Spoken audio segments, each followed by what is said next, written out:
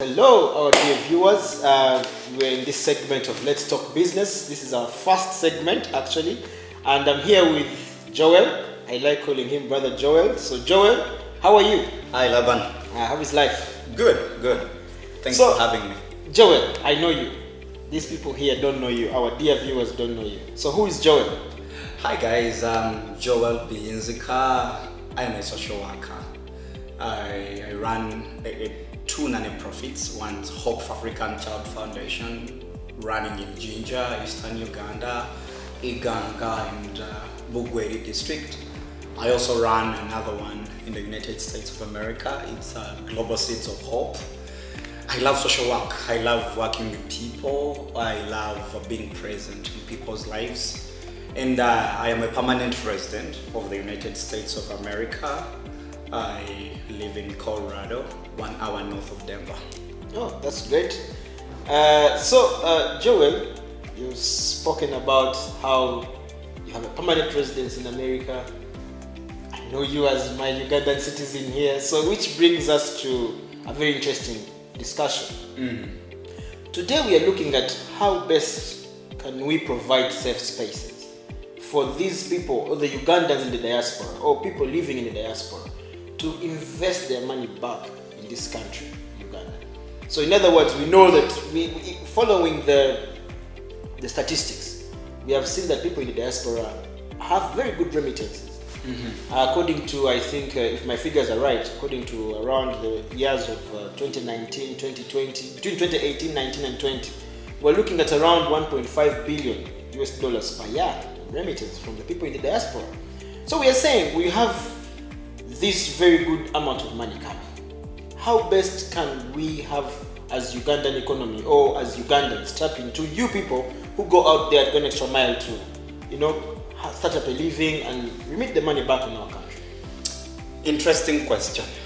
Honestly, yes, those figures are somewhere close to accuracy. You see, Laban, it is a question of trust. In a very sad background, so many people leave our country when they have lost trust in how things work here. Some have lost trust in how government handles things.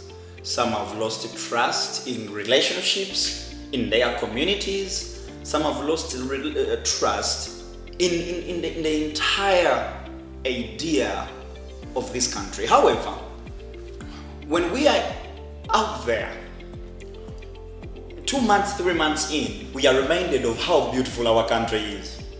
Let me tell you, there is no Ugandan in the diaspora that does not miss Uganda. We love this country, we love the food, we love our way of life here. I mean, who doesn't love Uganda? The problem though, when we are talking about money, like I said, it boils down to a question of trust.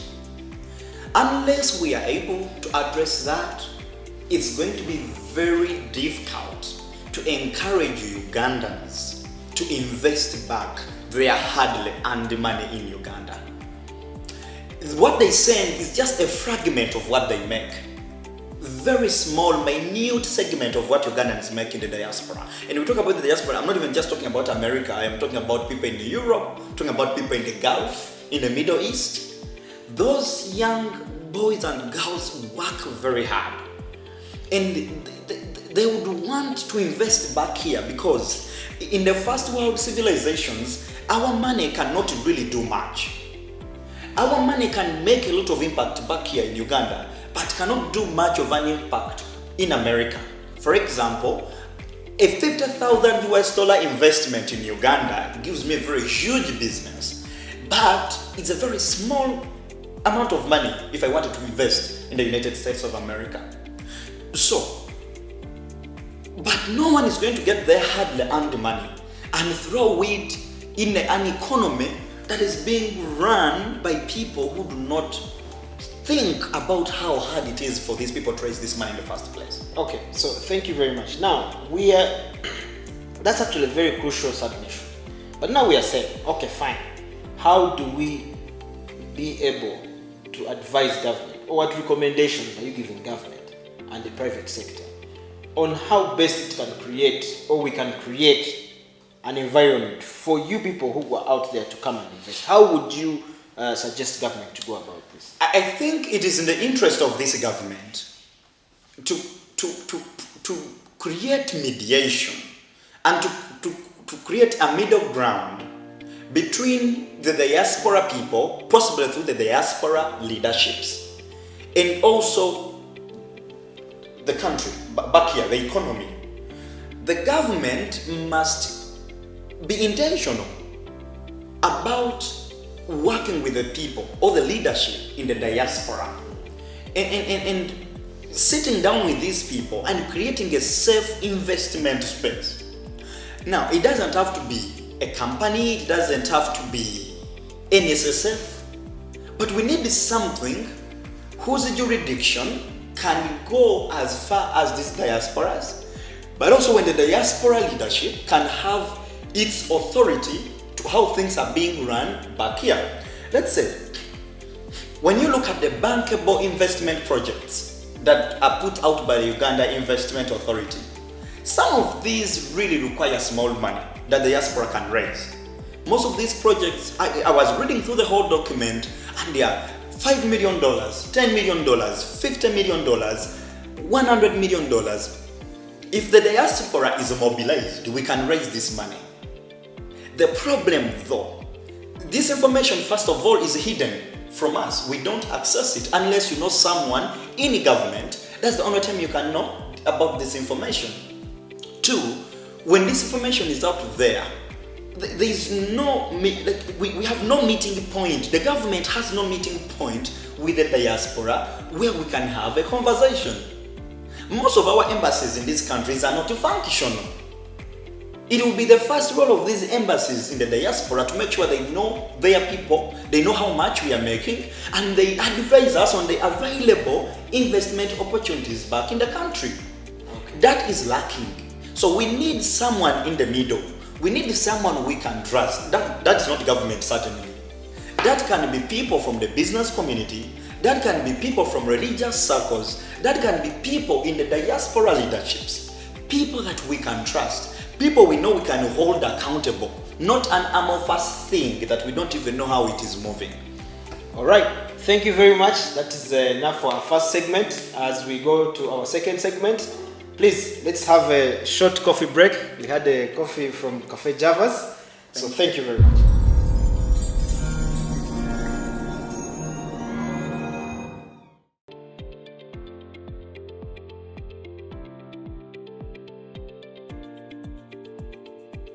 All right, we are back from our short coffee break. This morning we got some coffee from Javas, actually ordered through the app, and they delivered here, so which is quite a very good innovation. Very good. Because the world is moving into technology. So I mean, businesses out there, you need to get into digitalization. Mm-hmm. So Joel, our second segment is about the youth. Mm-hmm. We are saying, how do we have a mindset change of the youth to have a better livelihood, a sustainable livelihood? I mean, we have 78% or 75% of the population being the youth. Mm-hmm. The youth population is being a problem, like they say, but it's actually just exploding. And I know you are youth. So I would like you to just simply tell me, I like to call it a life of a young or a youth entrepreneur, because I know you've involved yourself into all those things. Tell me briefly about your life as a youth, briefly. Well, thank you, Laban, for the opportunity. I always do not shy away to share about my life. Yeah, honestly, mine is a unique story. I come from a very humble background, personally, and it's by the grace of God that I am where I am. However, that did not just happen by someone laying their hands on me. It did happen by miracles. It has come with some really good hard work and making good quality decisions and having the right people to run to bounce my ideas off and to be guided when I'm veering off. There have been times when things have been really, really hard, and there's always been that person, and it's one thing I'm thankful to God for. There's always been that one person that has always guided me at every single step of my life. Coming from a poor background or a very humble background taught me a lot of things at a very early age. It taught me that in this life, I'm on my own. So being on my own, it's me that I had. It's me that I have. I watch my back because there's no one else there watching my back. So that taught me to learn what is important, what is not important, what is important but not very urgent, what is urgent but not very important, and what is not important and not urgent. My life is guided by those, and that's how I make my decisions. I am guided by the knowledge or the certainty of these events that happen in my life to be able to tell the difference of what is important, what is not important, what is urgent and not important, what is urgent and very important. Now, I had a chance to go through school. I had a couple of scholarships going through school. And in my first year at the university, I think because of my background, I was drawn towards people that shared my same kind of story. So I met fairly young people and we shared these ideas. And you see, for us when we were at the university, we always thought about life outside the university. So in our brainstorming and sharing moments, that's how Hope for African Child Foundation was birthed. And we didn't hesitate. We moved swiftly in 2014 to register this idea and formalize this whole idea. Because we were looking for something that will keep us together and help us serve our country, serve our people, and put better to use the things that we had learned from the university. Now, I did not know how far this was going to go. By that time, I had a chance to work with a few members of parliament through Faraja Africa. I was able to work with parliament. I had opportunities there, and that also gave me a very huge platform. I learned a lot. There's so many friends I met there that really helped me. So that explains the life of an average, person who has grown up from a humble family. Mm-hmm. We as youth, we have challenges, or we face challenges. One of the challenges we have faced is lack of enough knowledge or information about entrepreneurship. Mm-hmm. And so we come to what we call mindset change, mm-hmm, for us to have a better society. Mm-hmm. Because all of us are saying the whole population of Uganda, we have 78% who are youth.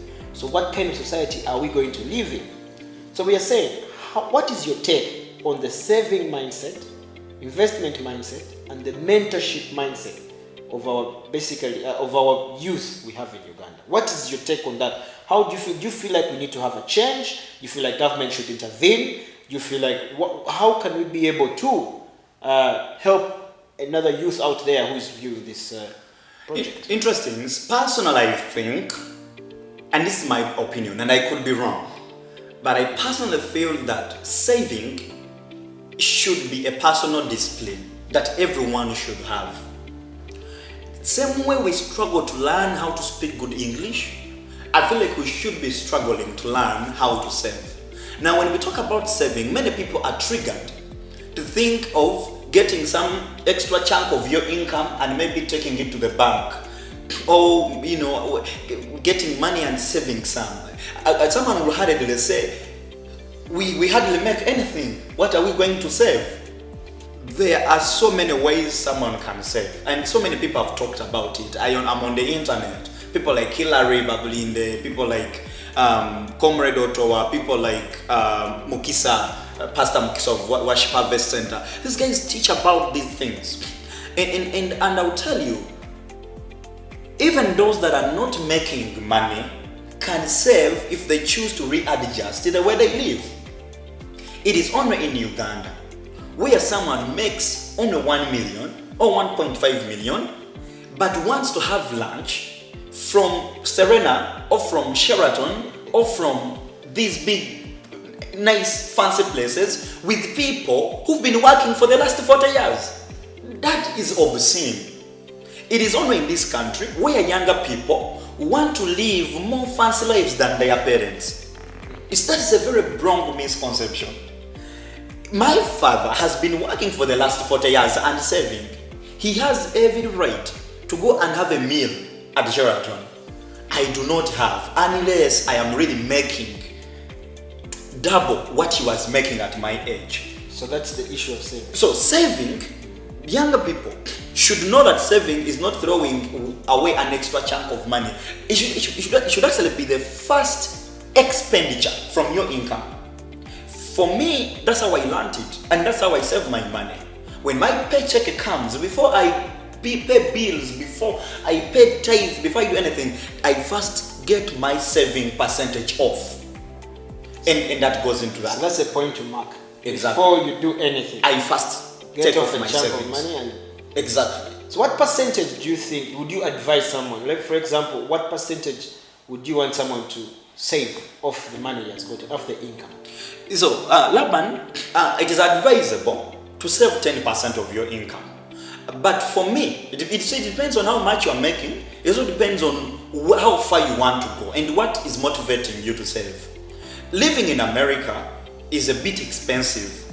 You're always going to get emergencies. Let's say you had an accident and you want your car fixed and you don't have the insurance. It is super expensive. So you want to have an emergency account with some money ready there to handle terms of emergencies. And then we always have these calls from back home. There's this happening, this is happening. So you want to have that. But also there's saving for your retirement. So I save for two things. I save for emergencies. I also save for my retirement. Perfect. So the saving mindset is done. Exactly. Briefly, we have looked at it. So let us look at the investment mindset. Yes. As a youth here in Uganda, Yes. what would be your investment mindset? What would be your ideal investment? Interesting. So Uganda has so many investment opportunities, very many of them. But if I have the money and time and opportunity, I would not hesitate to look at the things that made us a very powerful country in the early 60s and 70s. And for me, that is agriculture.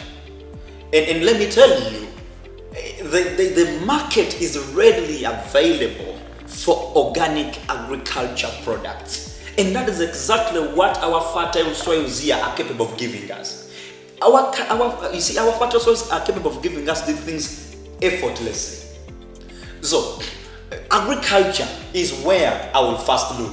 Either technology in agriculture or value addition in agriculture. You walk in big malls in America and we are buying fake plantain, fake everything. We get things from Southern America, we get things from those places, and it's not anywhere compared to the quality of things we have here. Imagine if I could walk into Walmart and I can get plantain from Uganda, and I can get good coffee from Uganda, and I can get chocolate from Uganda, and I can get sugar, good organic sugar fromUganda. But you can't find these things. Yeah, but youth will tell you, we don't want to be involved in agriculture, we don't want to do this. Personally, I love agriculture. Because I think I would say farming is one of my best things I would like to do. I'm doing agribusiness. But normal youth will tell you, no, agriculture, farmers, that. So what do you tell them about that other part of agriculture? You see, this is where I think everything has gone wrong. I feel like we need to fine-tune our education. You see, I feel like young people have been miseducated or misguided. I live in America, and I can tell you that what makes 60% of America's GDP comes from agriculture. I can also tell you that, Silicon Valley and all these places, so they make a lot of noises, they make big money, they're all over the media. But most of the small businesses in America, which are the heartbeat of America, are run by farmers. There's nothing wrong about farming. It is only that I think we have been taught to undermine the things that made us a country in the first place.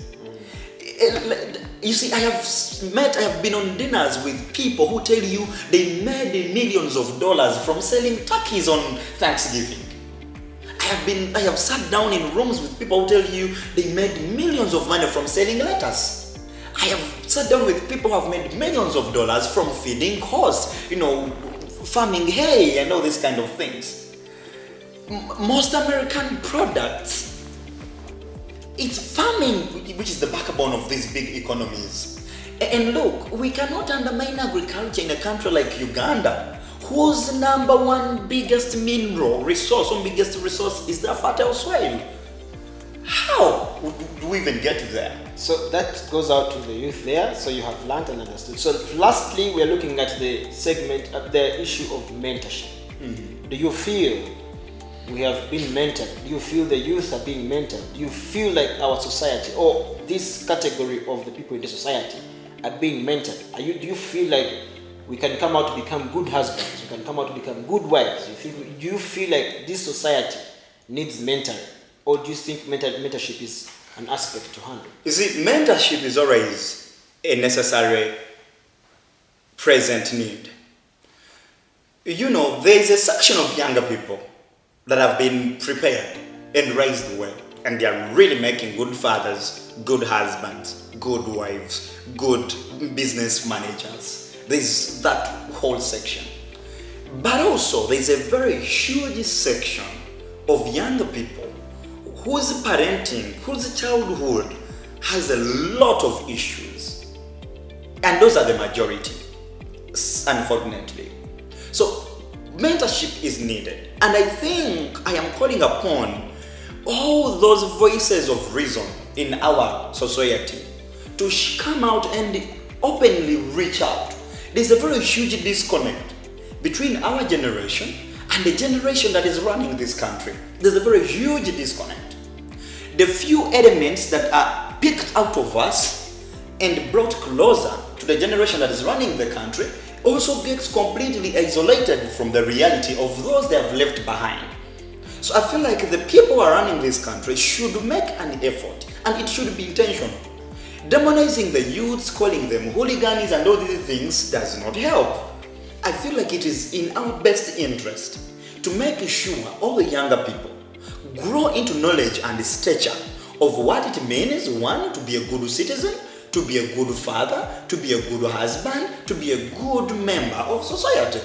So we must take this effort up, this as a responsibility of every one of us. You see, Laban, we can raise our children in high walls. Maybe we have the means, we have made some money, we are going to have, you can find a beautiful girl, have a beautiful family, beautiful daughters, and we can raise our girls, our boys well. But who is raising the people they are going to meet out there? Who is going to raise those people? I can imagine my daughter walking down in Chisenyi Street and being killed by another young boy simply because they wanted to grab an iPhone 12 from them. So mentorship should be a collective thing. And this is how Africa was. Now, the problem is that we have a pandemic called boarding schools. And then we have a country where people are surviving on paychecks, those that are working. So those who can afford boarding schools, they've left all the parenting role on the teachers. And also these teachers are just a product of a very toxic background, toxic culture, broken society. So literally children have been left to their own devices and gadgets, and they're only picking mentorship from the internet, and the internet has everything depending on how you are using it. The internet is something very big. Sorry to cut you short. The internet is something very big, and it's a discussion for another day. Exactly. So, but I think our time is getting up, but I believe that someone out there has listened, has heard, and this is the time when we are creating safe spaces for people. Mm-hmm. So we hope you follow us on social media platform for the discussion. Mm-hmm. Where the discussion is continuing. Follow the conversation. Joel has a Twitter handle. You can follow him on Twitter. At Joel Biyinzika. And me, Laban Joshua 52. And also follow the other topics which I'll have. So thank you very much for your time. As we have also concluded our our discussion. We're here with some cafe javas. We appreciate them for the breakfast this morning. It came in so fast, because when I ordered it came in so fast. So Joel, thank you very much for your time. Thank you for having me. And let us probably go on.